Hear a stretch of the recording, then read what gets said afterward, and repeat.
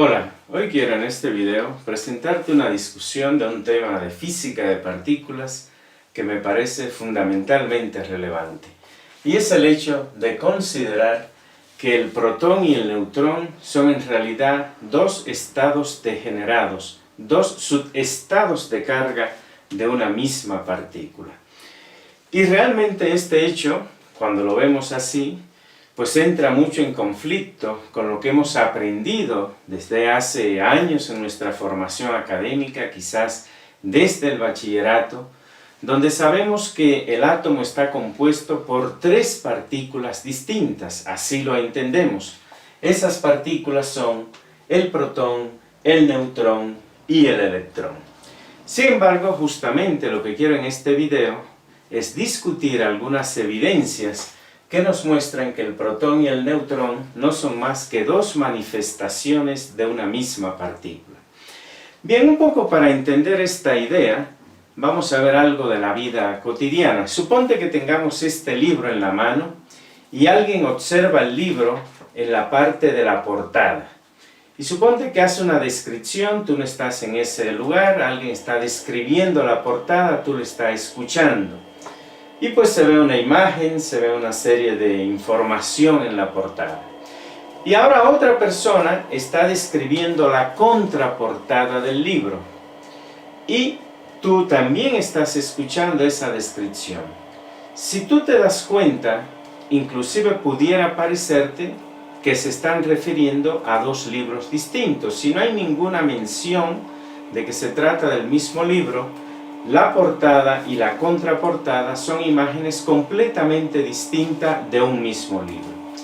Pues de alguna manera, eso es lo que en la física de partículas pensamos que ocurre con el protón y el neutrón. Y justamente en 1932, Heisenberg propuso que el protón y el neutrón no son más que dos subestados de carga de una misma partícula. Digamos, son estados degenerados de una misma partícula. Y un poco la evidencia de esto viene de lo siguiente. Vamos a ver algunas características de estas tres partículas que nosotros en nuestro cerebro entendemos, tres partículas distintas que conforman el átomo. El protón, el neutrón y el electrón. Lo primero que podemos observar es la región del átomo donde esas partículas se encuentran.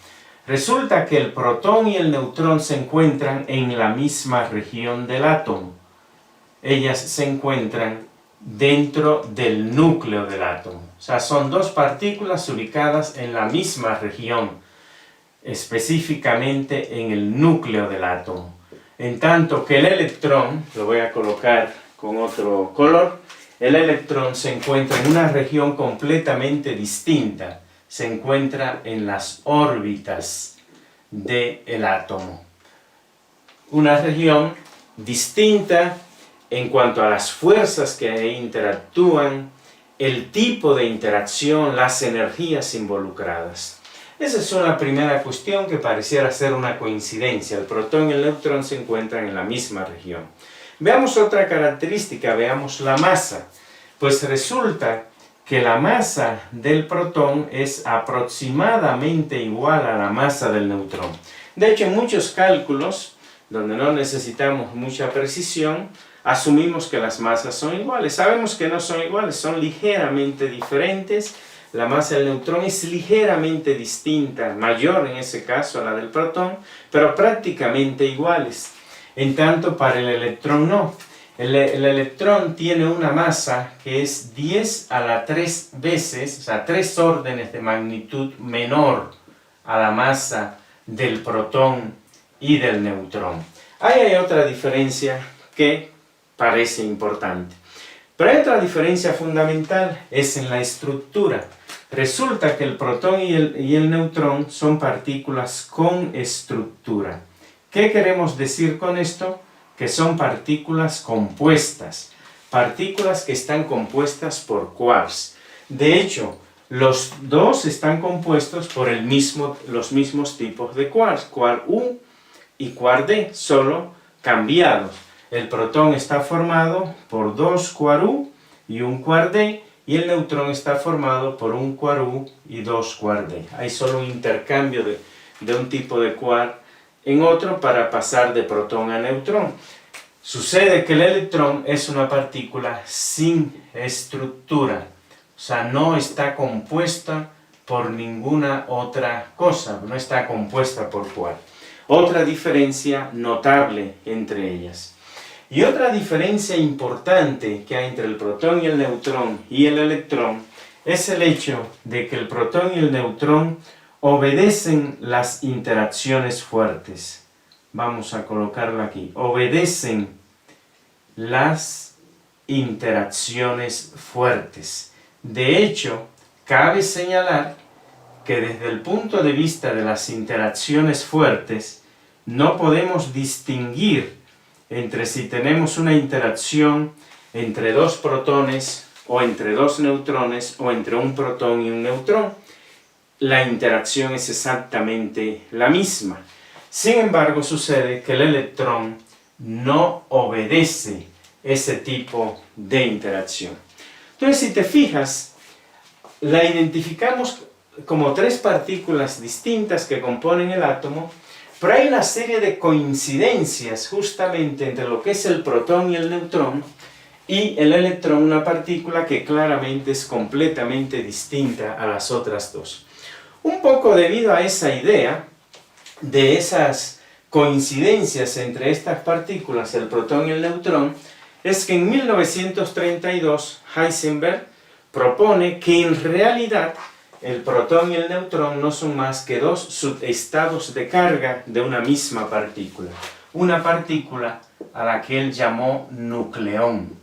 Es decir, el nucleón es una partícula que se manifiesta, que aparece en dos estados de carga distintos. En un momento aparece como lo que llamamos protón y en otro momento aparece como lo que llamamos neutrón. Y para entender entonces por qué el protón está cargado positivamente, tiene carga +1 y el neutrón no tiene carga, lo que Heisenberg propone es que el nucleón tiene un número cuántico que se llama el isospin. Fíjate, no estoy hablando del spin, no, el spin es otra cosa. De hecho, el spin del protón, del neutrón y del electrón es exactamente el mismo, un medio. No, un nuevo número cuántico que se llama el isospin.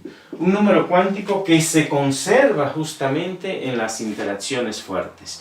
Y Heisenberg propone que el nucleón es una partícula que tiene un isospin de un medio. Y que viene en dos estados.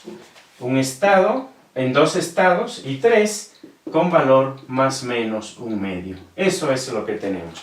Y que por tanto la carga del nucleón se puede expresar de la siguiente forma. Se puede expresar como un medio más I3 de la carga fundamental, del valor de la carga fundamental. Así, cuando el isospin toma valor, el estado I3 toma valor un medio, o sea, para I3 igual a más un medio, fíjate que tenemos entonces, la carga va a ser, en ese caso, un medio más un medio da 1, o sea, más una carga fundamental. Y eso es justamente a lo que llamamos protón, o sea, ese estado de carga del nucleón. Y cuando el nucleón toma un estado de isospin de menos un medio, entonces fíjate qué es lo que tenemos.